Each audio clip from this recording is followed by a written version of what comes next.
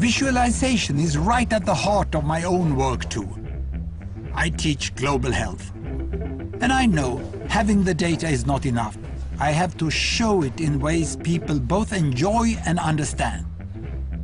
Now, I'm going to try something I've never done before. Animating the data in real space, with a bit of technical assistance from the crew. So, here we go. First, an axis for health. Life expectancy, from 25 years to 75 years. And down here, an axis for wealth, income per person, $400,000, $4,000, and $40,000.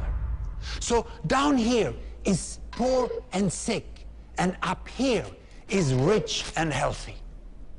Now, I'm going to show you the world 200 years ago, in 1810. Here come all the countries. Europe brown, Asia red, Middle East green, Africa south of Sahara blue, and the Americas yellow. And the size of the country bubbles show the size of the population. And in 1810, it was pretty crowded down there, wasn't it? All countries were sick and poor. Life expectancy were below 40 in all countries. And only UK and the Netherlands were slightly better off, but not much. And now, why start the world? The Industrial Revolution makes countries in Europe and elsewhere move away from the rest. But the colonized countries in Asia and Africa, they are stuck down there. And eventually, the Western countries get healthier and healthier. And now we slow down to show the impact of the First World War and the Spanish flu epidemic. What a catastrophe! And now I speed up through the 1920s and the 1930s. And in spite of the Great Depression, Western countries forge on towards greater wealth and health. Japan and some others try to follow, but most countries stay down here. Now, after the tragedies of the Second World War, we stop a bit to look at the world in 1948. 1948 was a great year. The war was over, Sweden topped the medal table at the Winter Olympics, and I was born. But the differences between the countries of the world was wider than ever. United States was in the front, Japan was catching up.